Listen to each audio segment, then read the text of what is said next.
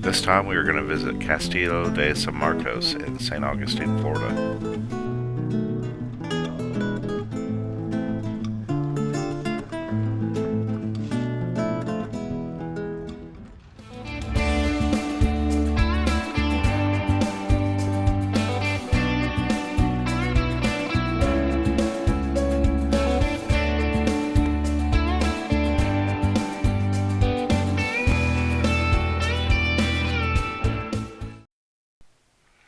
So we are at Castillo De San Marcos in St. Augustine, Florida. This is a satellite view of the fort, and as you can see, it's pretty sizable. Construction of the fort began in 1672 and was completed in 1695. The Spanish built the fort to protect their colony and their ships. They built it out of coquina, which is a combination of stone and shell. The coquina was good about absorbing the impact from cannonballs.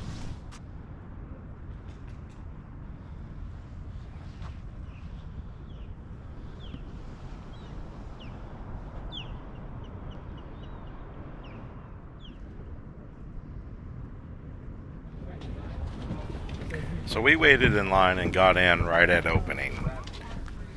And I kind of hurried through just to get to the upper deck before everybody else did. Which, if you visit here, I highly suggest you do the same thing because it fills up pretty fast.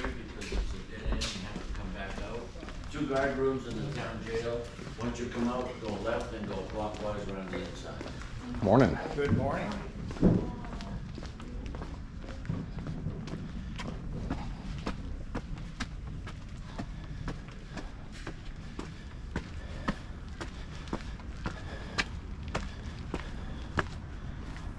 You can get a great view of the courtyard from pretty well anywhere on top of the fort.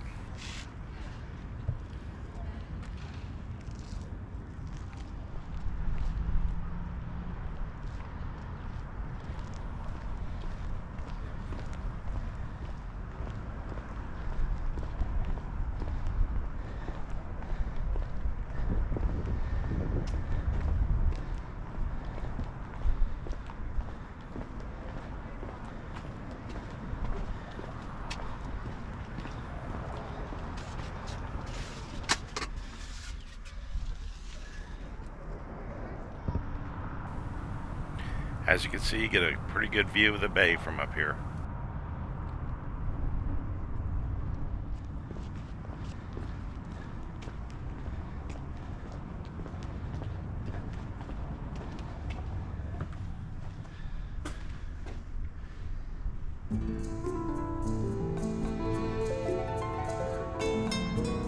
I find the cannons very interesting. If you look at them closely, you can see engravings all over them.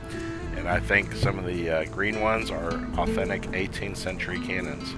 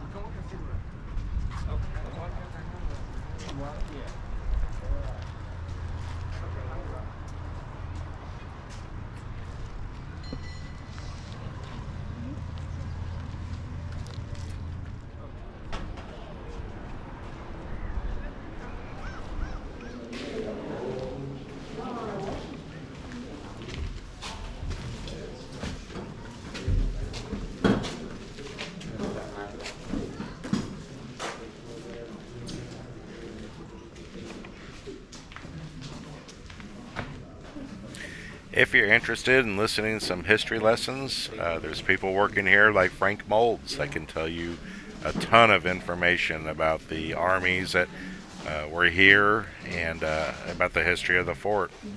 So this room was dedicated to the time that the British ruled here. So the British would rule Florida for 21 years. They get Florida in a deal because of what happens during what in this country was called the French and Indian War. During that war, Great Britain and the Royal Navy would prevail against the French in Canada, kick the French out of Canada.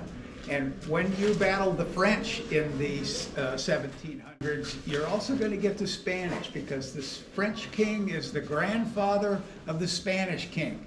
So when Spain enters the war on the side of the French, the Royal Navy immediately attacks Havana, Cuba. And in a long and drawn-out siege to Havana, they capture it. And at the end of what was called by then the 7 Years' War, the British are smart enough to know that they can't rule Cuba.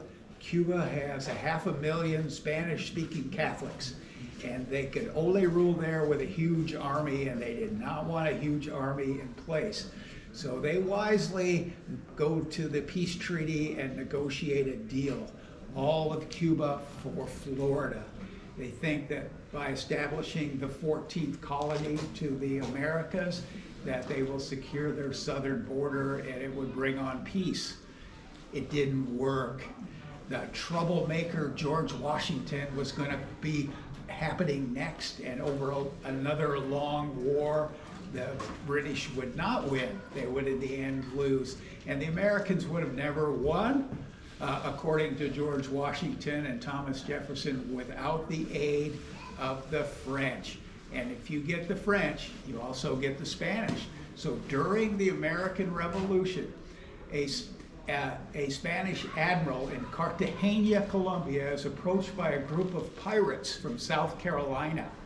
These pirates tell the Spanish admiral that they have recently been to the home base of the British Navy in the northern Bahamas on the island of Nassau, and that it was largely undefended. So the pirates and the Spanish fleet attack the northern Bahama island of Nassau, and they capture it basically without a shot being fired. The British Navy was off doing something else. The low-ranking British lieutenant in charge surrendered immediately. He was later court-martialed for surrendering. In the end, when the war is finally over, Spain claims all of the Bahamas as a spoil of war, and the British Navy wants it back. So the British will be so happy to trade all of Florida back to Spain a second time. That's why we have two Spanish flags here. The early flag that was here for the longest time, and then the Spanish flag after the Treaty of Paris in 1783.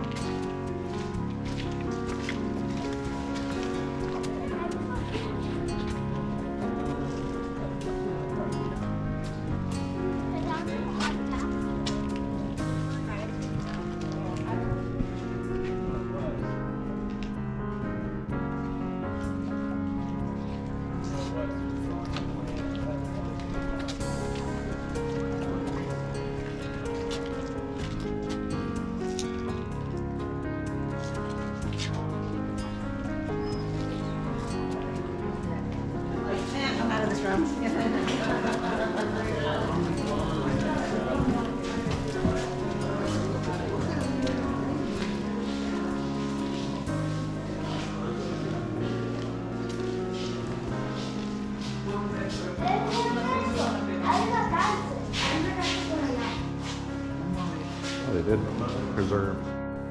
In this room, some of the markings made on the wall by prisoners have been preserved.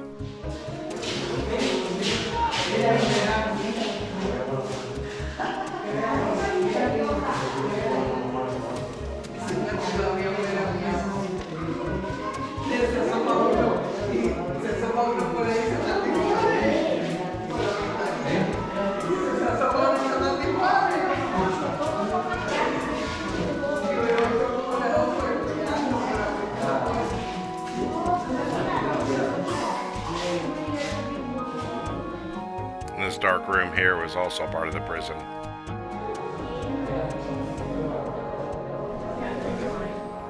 Before you leave, they have a place where you can get your Junior Ranger book stamped, get your Junior Ranger badge, and a gift store.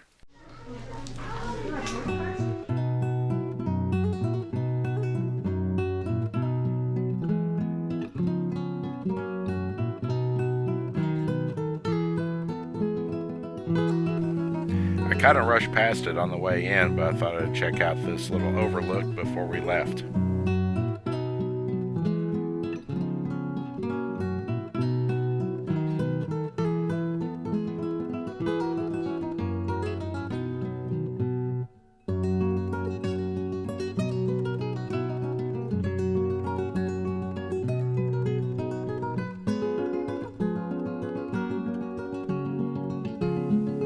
So anyways, that's what Castillo De San Marcos looks like, and if you're ever in the St. Augustine area, this is definitely a stop I would make. Heck, I would even make a trip here just to see this. Thanks for watching my video, and if you liked it, please like and subscribe.